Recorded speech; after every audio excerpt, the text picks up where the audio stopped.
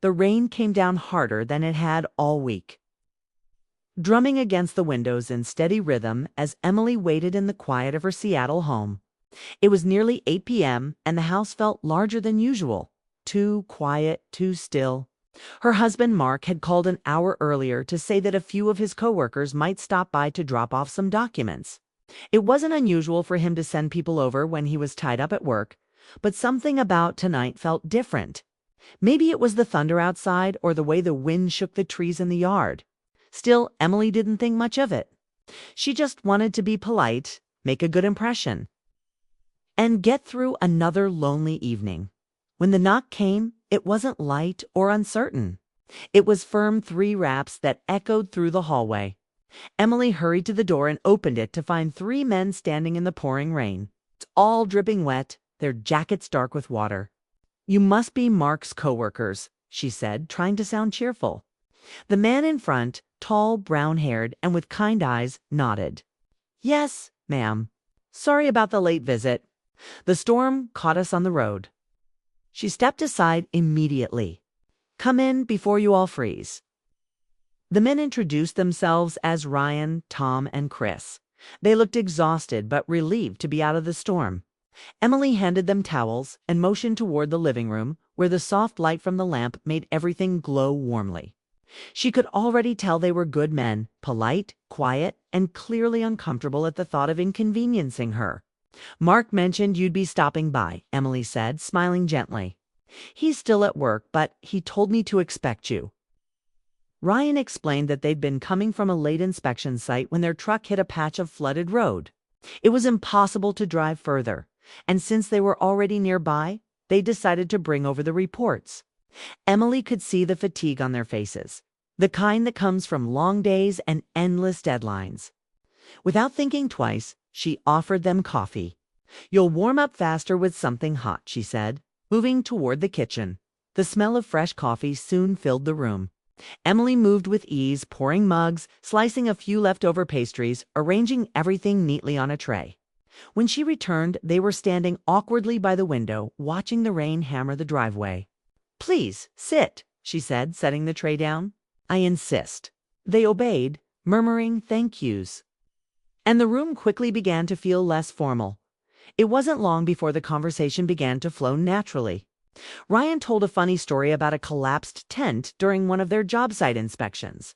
Chris complained lightheartedly about Mark's impossible deadlines.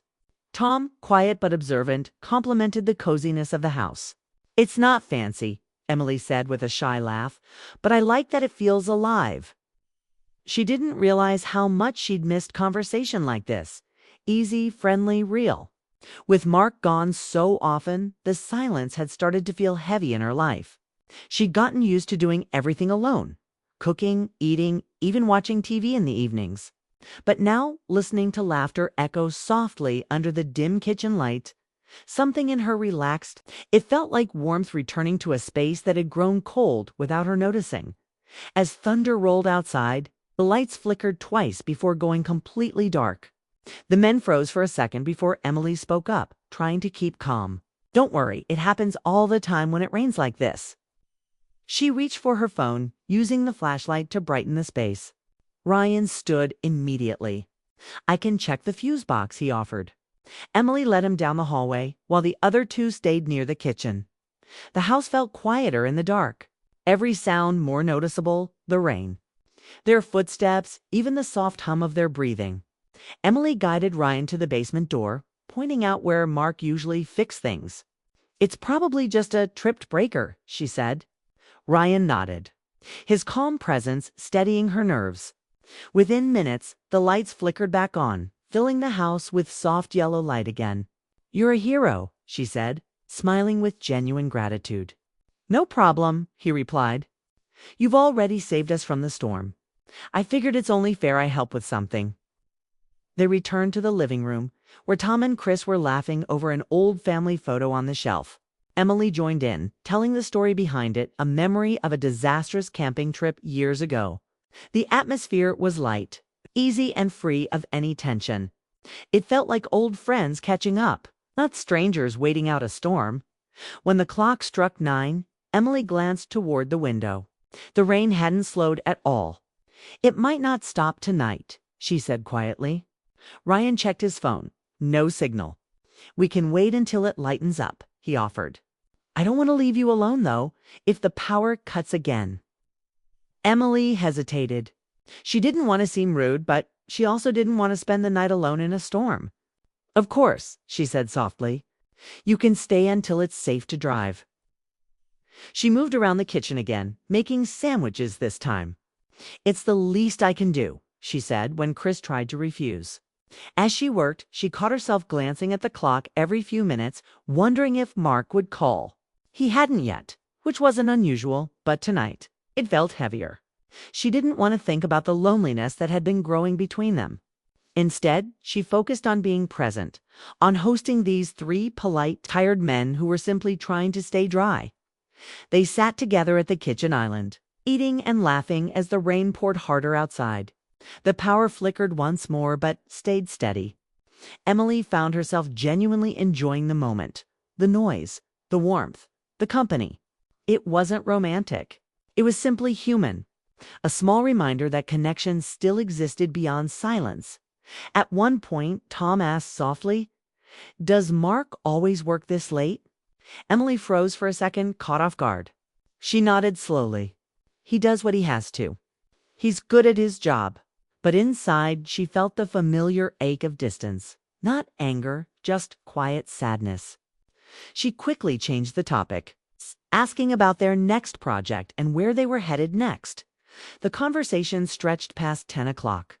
The men offered several times to leave, but the storm refused to ease. Emily smiled and said, "No one's driving in that." So they stayed a little longer, sipping coffee and telling stories about their early days at work. She found herself laughing more than she had in weeks, when the rain finally began to soften. Chris checked outside and said the roads looked slightly clearer. They thanked her sincerely for the warmth, the food, and the shelter. Ryan lingered a second longer at the door. "Thank you for being so kind," he said. "You didn't have to do all that." Emily smiled faintly. "Sometimes kindness is all we can give. Be safe out there." When the door closed behind them, the house felt quiet again. Emily leaned against the wall, listening to the last drops of rain against the windows. The night had felt strange, not in a dangerous or forbidden way, but in a way that reminded her how alone she'd been. She realized that human connection didn't always need to be grand or complicated. Sometimes it was simply sharing warmth with others on a cold night. She turned off the lights and headed upstairs, still hearing the echo of laughter in her mind. The storm had brought three strangers into her home, but in doing so, it had also reminded her of something she hadn't felt in a long time, that her heart, though quiet, still had the capacity to feel alive. And as she closed her eyes that night, Emily couldn't help but wonder if the storm had changed something, not just in the sky, but inside her too. The next morning, sunlight broke through the clouds, spilling warmth across the living room floor. Emily blinked awake on the couch, surprised she had fallen asleep there. The storm had kept her restless most of the night. And somewhere between listening to the rain fade and the silence settle, she must have drifted off. The house smelled faintly of coffee and rain-soaked wood. For the first time in weeks, she felt calm, maybe because the night before had been so unexpectedly human. She stood up and walked to the kitchen. The towels she had given Mark's coworkers were neatly folded on the counter, their mugs rinsed and set aside. Everything was in order, yet the memory of the laughter and warmth still lingered. It had been so long since she'd shared such simple conversation with anyone. Not because she didn't have people around her, but because no one had been truly present. Her phone buzzed on the counter. It was a message from Mark. "Sorry about last night. Got stuck at work. Hope the guys made it there okay." Emily stared at the screen for a moment before replying. They did. They stopped by and waited out the storm. "Everything's fine." She added a smiley face at the end, though it didn't feel necessary. He didn't reply. The silence that followed felt familiar, not painful, just empty. Mark wasn't a bad man. He was hardworking, reliable, and kind. But over the years, his presence in her life had become something like background noise, always there, but faint. Emily had learned to fill the quiet on her own. To find meaning in small moments like morning sunlight or a warm cup of tea, she decided to keep busy. The rain had left fallen leaves scattered across the porch, so she grabbed a broom and stepped outside. The air smelled fresh, the kind of crisp scent that follows a long storm. As she swept, she noticed a car slowing down in front of the house. It was Ryan's truck. He rolled down the window and waved with an easy grin. "Morning." "I wanted to drop this off," he said, stepping out and holding a file folder. "Mark left these reports in the truck last night." Emily smiled, brushing a strand of hair from her face. "You could have just brought them to his office." Ryan shrugged. "It was on my way. Plus, I thought I should thank you again properly. Not many people would invite 3 soaked guys into their home like that." She laughed softly. "Well, I figured you weren't serial burglars. And it was a pretty bad storm." He nodded, looking around at the sky. Hard to believe it was pouring just hours ago. Seattle weather never decides what it wants. His tone was friendly. His presence relaxed, the kind of person who didn't make small talk feel forced. Emily invited him in for coffee again, more out of courtesy than anything else. He hesitated for a second but followed her inside. The kitchen still had traces of last night's warmth, and the smell of brewing coffee quickly filled the air again. Ryan looked around the space, noticing the framed photos on the shelves, pictures of Emily and Mark from years ago, vacations, holidays, their wedding. "You've got a beautiful home," he said. "Feels lived in." Emily poured 2 mugs and smiled faintly. "That's a nice way to put it. Sometimes I feel like I live in it alone." He looked at her with quiet understanding but didn't pry. Instead, he asked about her work, and she told him she'd been teaching part-time at a local school. The conversation flowed easily again, just as it had the night before. He had a way of listening that made people feel seen. Then his phone buzzed, a call from Mark. "Hey, Kay?" "Yeah," he said, stepping aside. "I dropped the files off with Emily." "Yeah, she's good." He glanced at her and smiled reassuringly before ending the call. He said thanks again. "You really helped him out." Emily nodded but didn't answer right away. Something in her chest felt strange. Not romantic, not even emotional exactly. Just aware. For years, she'd lived quietly, moving through her days with a kind of gentle numbness. But now someone had noticed her enough to ask questions, to actually listen. Ryan stood up after finishing his coffee. "I should get going. But seriously, thank you again. If you ever need a hand with anything around here, just let me know." She smiled, a bit unsure. "I'll keep that in mind." When he left, the house felt quiet again. But this time, it wasn't the heavy kind of quiet. It was thoughtful. Emily found herself thinking about the conversation, about how natural it had felt. She didn't tell herself stories about it. She was older, wiser, past those kinds of illusions. But she did wonder when she had last felt that kind of lightness. That evening, when Mark finally came home, he seemed distracted as usual. "Sorry about everything last night," he said, dropping his keys on the counter. "Long meeting, last-minute calls. You know how it is." Emily smiled and nodded. "It's fine. Your coworkers stopped by." They were very polite. "Yeah, good guys," he said absently, already checking emails on his phone. "Did they get the reports to you?" "They did."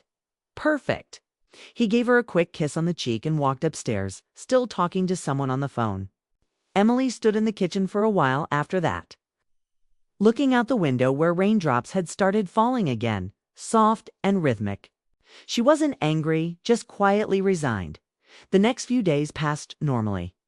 Emily went to work, came home, cooked dinner, and listened to Mark talk about projects she barely understood. But something in her had shifted. She began to notice small things, the way her reflection looked older than she remembered. The way she had started avoiding the mirror entirely. Life had become predictable. But she couldn't decide if that was comfort or sadness. Then one afternoon, while she was grading papers, her phone buzzed with a message. It was Ryan. "Hey, hope I'm not bothering you. We're doing some community repair work near your area this weekend. Thought I'd let you know, since we'll probably be around." Emily read it twice before replying. That sounds nice.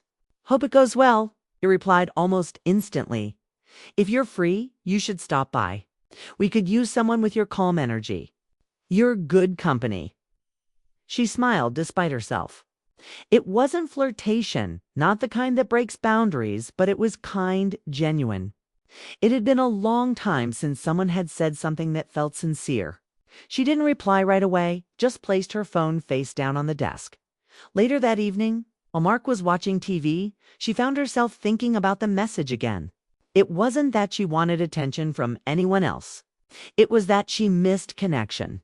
The kind where two people talked about simple things, not just logistics. By Friday, curiosity won.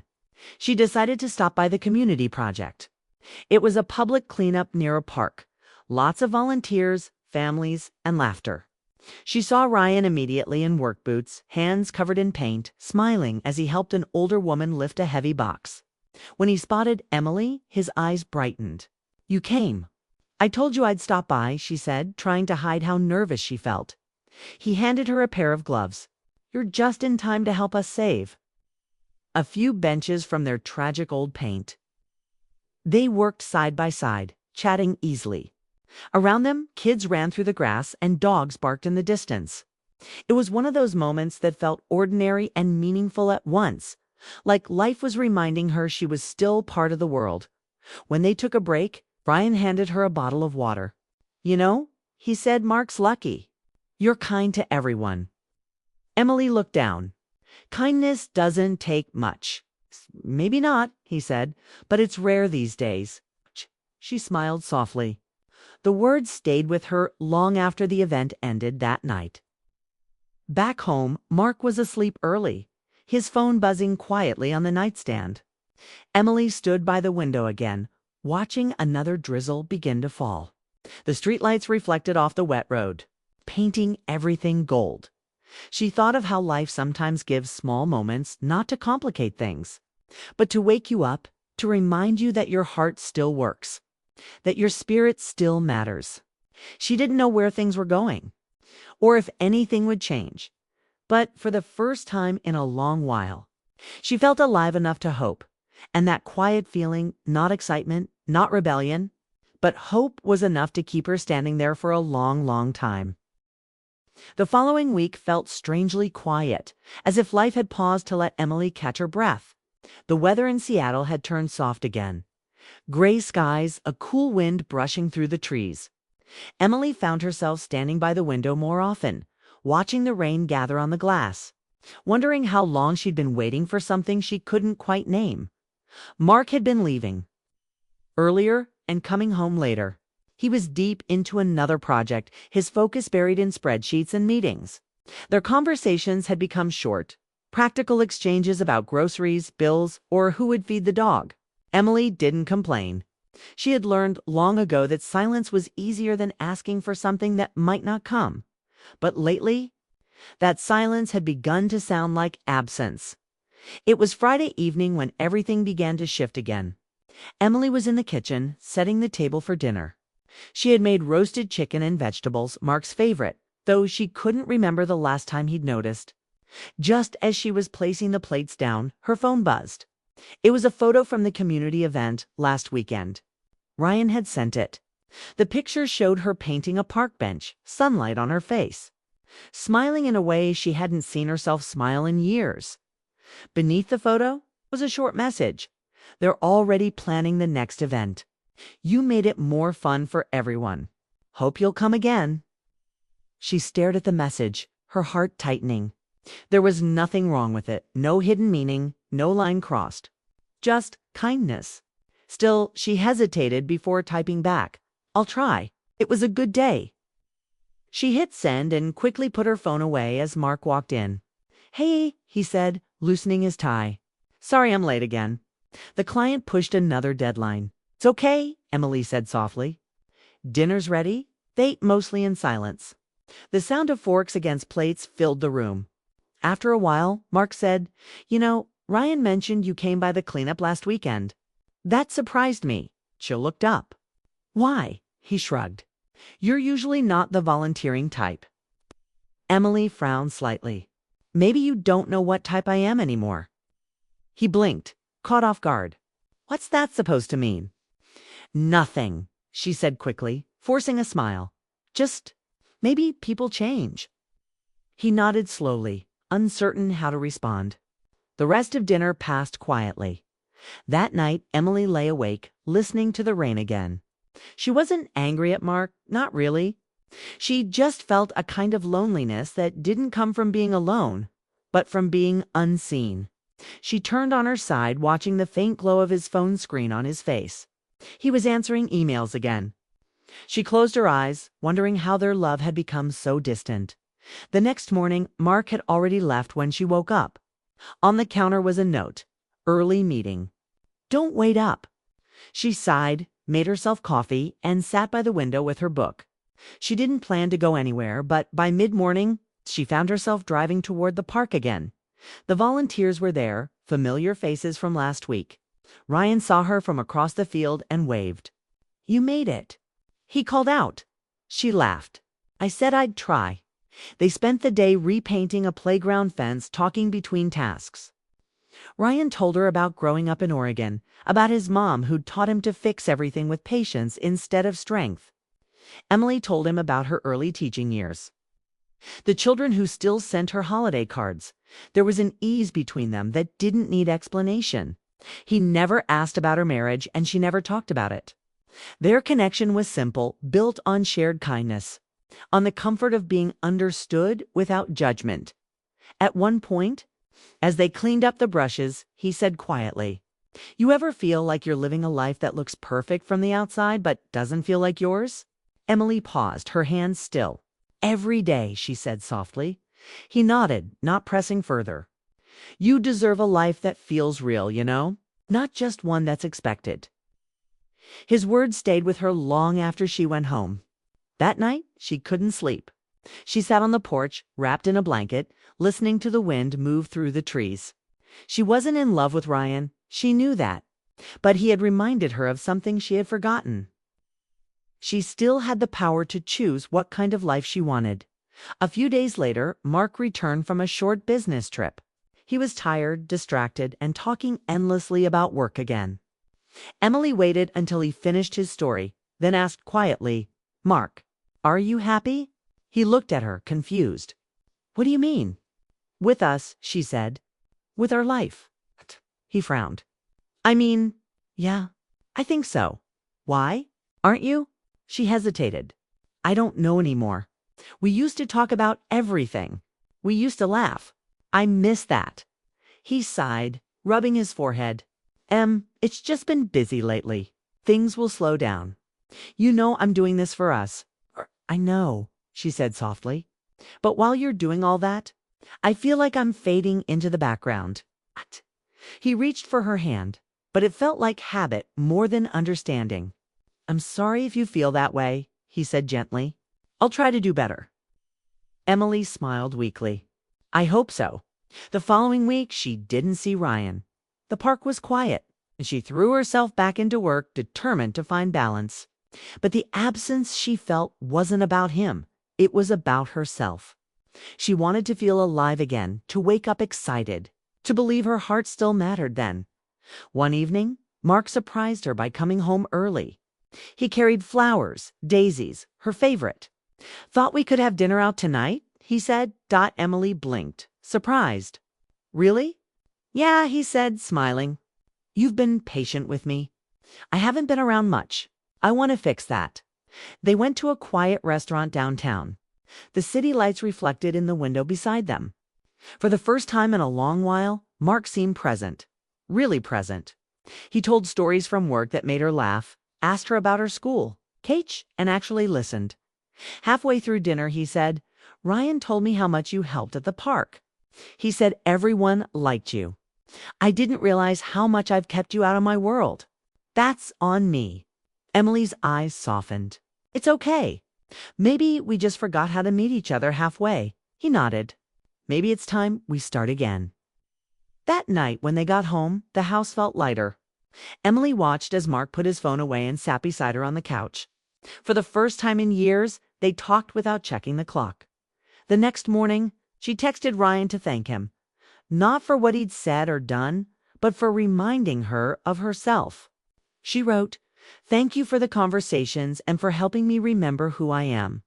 I hope you keep doing what you do. You make people feel seen." He replied minutes later, "That means a lot. You deserve happiness, Emily. Don't lose sight of that." She smiled and set the phone down. There was no ache, no confusion, only calm.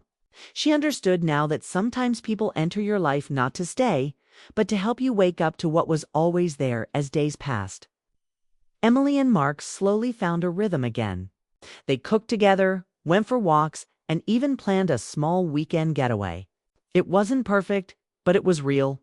The silence between them began to soften into comfort instead of distance. One evening, as the sun set behind the trees, Mark turned to her and said quietly, "Thank you for not giving up on me." Emily smiled, resting her head on his shoulder. "I almost did. But then I realized maybe we just needed to remember why we chose each other." The world outside glowed gold, and for the first time in a long while, she felt peace. Life hadn't given her some dramatic ending. It had given her something better: clarity. Sometimes love isn't about grand gestures or perfect timing. Sometimes it's about learning to see each other again after years of looking past. And as Emily watched the last light fade across the window, she knew one thing for sure. She had finally found her way home.